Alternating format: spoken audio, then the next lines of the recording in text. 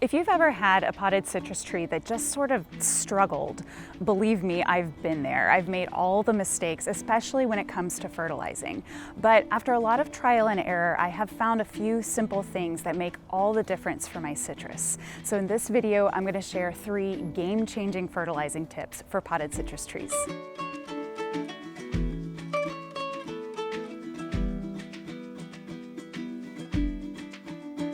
My first tip isn't technically about fertilizer, but it's a super important part of how to fertilize your citrus trees. And that is, it's all about what's in the pot. It's all about the soil. So if you think about it, when a tree is in the ground, its roots have all the room it needs to spread out and seek out water and whatever nutrients that it needs to uptake and grow and fruit and just live. But in a pot, this is it. This is the tree's whole world. This is all that the roots have access to. So yes, we need to add nutrients by fertilizing, but it really also comes down to what kind of medium it's growing in. So let's talk about potting soil. Even if you're using exactly the right fertilizer and you're doing everything right, it won't matter if the potting situation isn't good. So the first thing you want to check is whether the tree is root bound. Now I bring this up because I have made this mistake. There was one year that this variegated pink lemon tree gave me no fruit and I didn't know what happened. I decided to repot the tree because it had been a few years, and I took it out of its pot, and I will insert footage here, but you can see just how root bound this pot was becoming. There was virtually no soil left. So it had no way to hold on to nutrients and water and uptake everything that it required to produce fruit that year. So I learned that lesson, and what I want to suggest that you do is every 2 to 3 years, take your potted citrus trees, take them out of the pot, wash off all the soil, and repot them with fresh potting mix. You can either use the same pot or you can size up to a bigger pot if you need to. You can even trim down the root ball if it looks like it's getting a little bit tight. But either way, you're giving it fresh potting soil so that it has a better growing environment and it's better able to absorb its nutrients. The potting soil can provide some nutrients, but that's not its main function. The main thing that you need the potting mix to do is hold on to at least some moisture, because nutrients are water soluble. And if you want the tree's roots to absorb them, there has to be water available to do that.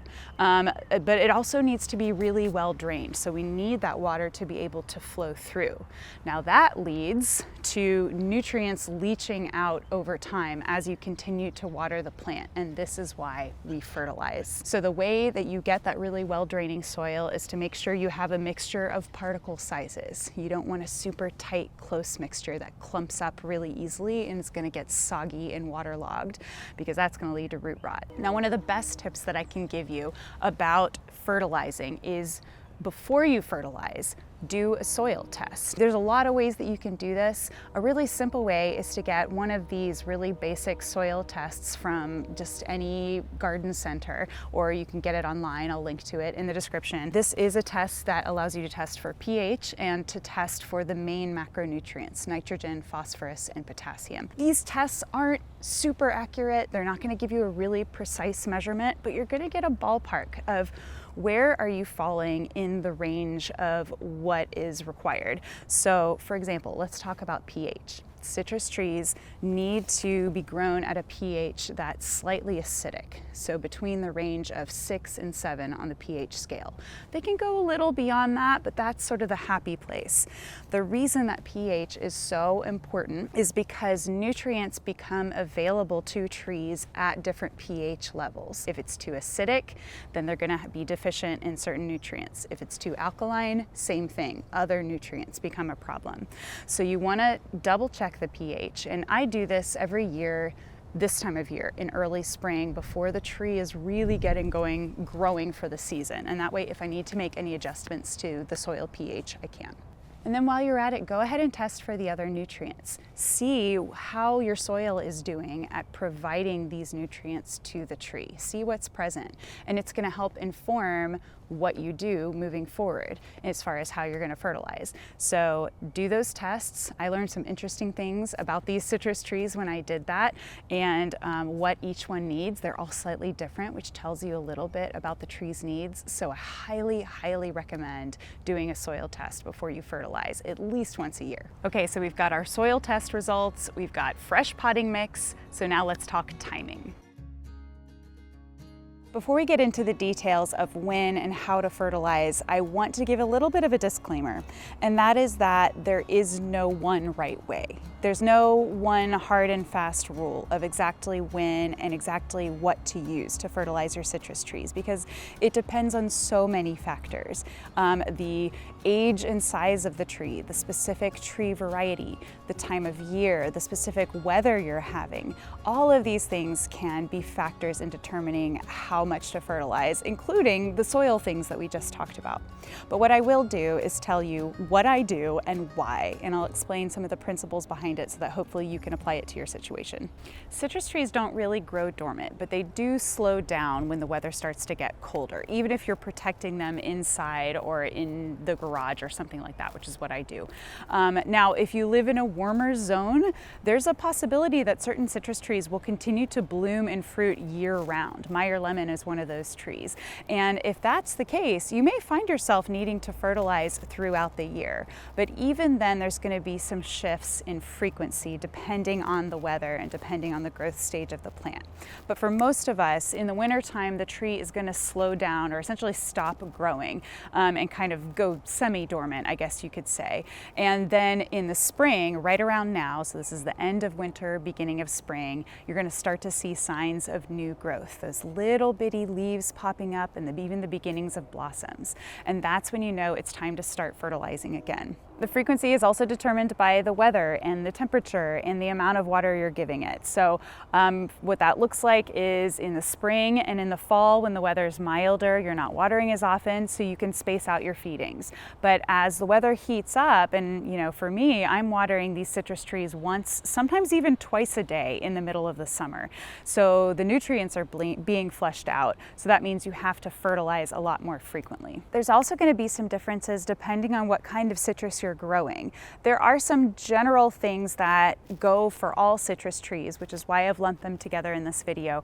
But I've noticed some differences in my trees. For example, my key lime tree doesn't seem to need as much fertilizer as my lemon trees. And even with the lemon trees, the Meyer lemon tree seems to need and respond well to a little bit more fertilizer or more frequent fertilizing. So get to know your trees. I'm going to give you some basic guidelines, but keep your eye on how your trees respond, and that's going to help you determine exactly when to do it. So what I do is in the spring, I start fertilizing roughly every 4 to 6 weeks, depending on all of those things that I mentioned, the weather and just kind of what I notice my tree doing. And then as it warms up, I start getting those feedings closer together, and in the heat peak of the summer, I am probably fertilizing about every 2 to 3 weeks. And then once again, I start spacing those out as the weather cools down. So that's my range. So I'm fertilizing between 2 and 6 weeks, depending on what time of year it is. So now we're getting down to it. What do you actually use to fertilize citrus trees? Well, I think the first thing to start with is what nutrients do citrus trees actually require? So let's talk about it. When you look at a fertilizer bag, the thing you see is those 3 numbers on the front, right? Those are the NPK numbers, standing for nitrogen, phosphorus, and potassium. And those are the 3 macronutrients that all plants need. And they're called macronutrients because they're generally needed in much larger quantities than the other nutrients. But these are really important for all plants. But let's talk about specifically citrus. Each of those 3 macronutrients has specific functions with the plant growth.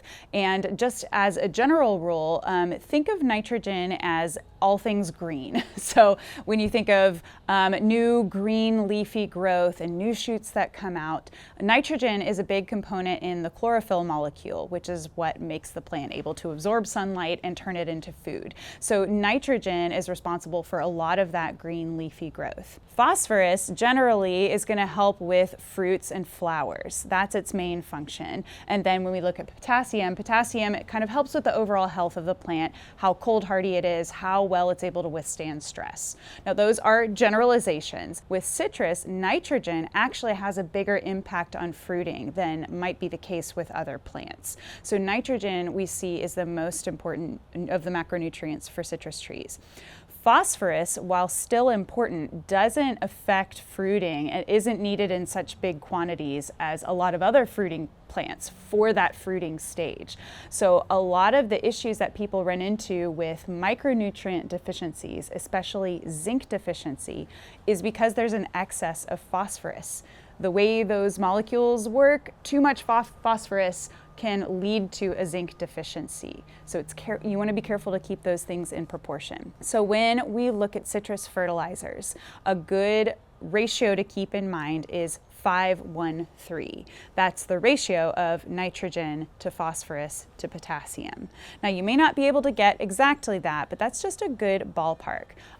Or just think about it as the plant generally is going to need 2 to 3 times the amount of nitrogen as the other macronutrients. So that would be 3:1:1 or 2:1:1. Those are really great citrus fertilizer ratios to keep in mind. Now, those aren't the only 3 nutrients that citrus trees need. They also need all the other micronutrients, especially magnesium, zinc, manganese, and iron.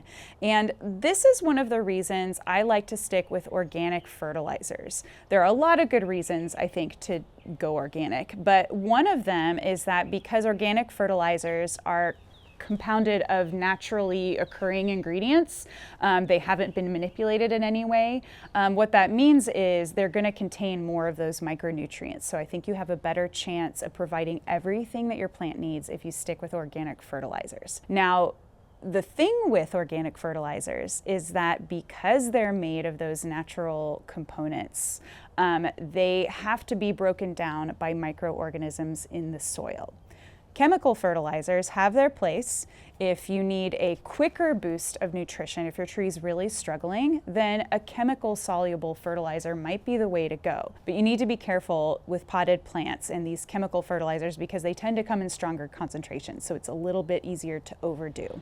But they are going to be absorbed faster because they don't need to be broken down. They can be taken up immediately by the plant. I like the idea of keeping as healthy a soil environment as I can, even in a pot. You're not going to have the same robust microbiome that you get in the actual ground, but you can do what you can to keep that going in the pot because you're going to see just overall health and fruiting benefits from the plant. It's going to be stronger, it's going to be more able to withstand any stressors or diseases or pest problems that come up. Now, with all of that in mind, let me show you my secret citrus fertilizing weapon. Okay, well, I don't know if I can call it a secret, but it is a good idea, and that is fish emulsion or fish fertilizer. And this, I love this for citrus trees. I love it for basically all of my plants, but specifically for potted citrus, because when we're talking about fertilizer, really what we're talking about is increasing the soil fertility, so increasing the nutrients that are available to the plant. But when we're using something like fish fertilizer, this also has benefits for the health of the soil.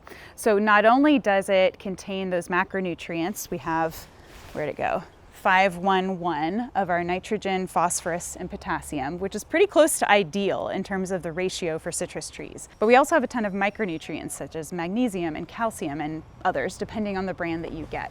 And on top of that, there's proteins in here and other things that the microbes in the soil can break down and feed on, which makes them stronger and multiply, which increases just the food web in your little potted environment, and it's going to make those microorganisms able to break down the nutrients and make them available to the plants. So therefore we have healthier microbes, healthier soil, healthier plant, which is about as close as we can get to an in-ground environment in a pot.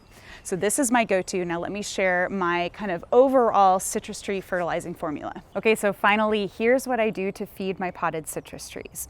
I always, in every feeding, will use the fish fertilizer. And I generally will do 2 to 3 tablespoons per gallon. So I put about 3 tablespoons or so into a 1.5 gallon watering can. And I'm gonna use that every single time for all of the reasons I just told you. But then before I actually water that in, I'm gonna use a granular organic fertilizer like this one, that's slow release. This is 10:8. So again, we're really close to that ideal 5:1:3 ratio. We're kind of in that zone. And this is going to break down a lot more slowly. The liquid fertilizer is going to be available more quickly to the roots. This is going to break down over time and get me from feed to feed. And I will do this about every other feeding. I don't feel like I need to do this every time. I'll just take a small, it's not a precise measurement. It's basically what it's recommended on the package, but it amounts to just a small handful that I'll sprinkle over the surface of the soil and then water it in with that fish fertilizer in the watering can. And then a couple times a season, usually once in the spring and then once later in the summer, I'll top off with a little bit of compost just to provide all of those good benefits, again, to the soil, to enhance the soil quality. It does give a little bit of nutrition to the plant. And I've just found that my potted trees are happier when I add a little bit of compost a couple times through the growing season. And then the last thing I'll occasionally do is foliar feed. A foliar feed is just spraying a nutrient solution on the leaves of the plant, and that allows it to absorb those nutrients. Now, this really only works with micronutrients. For example, I've noticed that when my Meyer lemon tree behind me showed some signs of a magnesium deficiency, I made an Epsom salt solution, which is magnesium sulfate, of about 2 tablespoons of Epsom salts in a gallon of water, sprayed that all over the leaves, and that really helped it turn around. Now, technically, magnesium is a secondary macronutrient, so it's needed in sort of medium amounts, but that seemed to make a difference to my plant. You can also just pour the Epsom salt solution into the pot so that the roots can uptake it, and that might work even better. But foliar feeding only works with micronutrients. The tree isn't going to be able to absorb enough nitrogen, for example, only through the leaves. It needs to absorb that through the roots, but it works really well for micronutrient deficiencies. Those are my overall recommendations. That's what I have found that works really well for my potted citrus. A combination of fish fertilizer, a granular organic citrus fertilizer, compost, and that occasional foliar feeding just to help out with those deficiencies. Now, if you're armed with the results of your soil test, you might notice that, wow, I'm really low on potassium or something like that. So you can adjust accordingly. If you need more of something specific, then try to target that one thing. And just overall, that's a good idea when it comes to responsibly fertilizing our plants. You know, sometimes it's necessary, but you want to only give the plant what it needs. So see what the soil is providing, see what the plant needs, and then make your adjustments from there.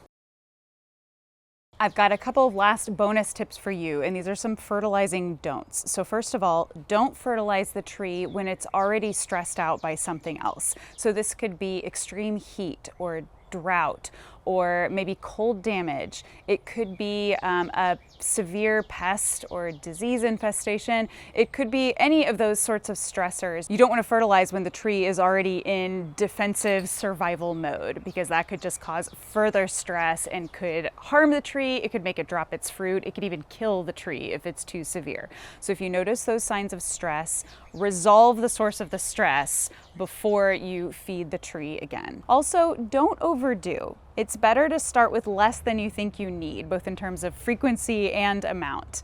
I know I just gave you some recommendations, but I'd rather you start with less and then see how your tree does and increase as you need to, because you can always go forward and add more, but you can't take away. Finally, don't stress.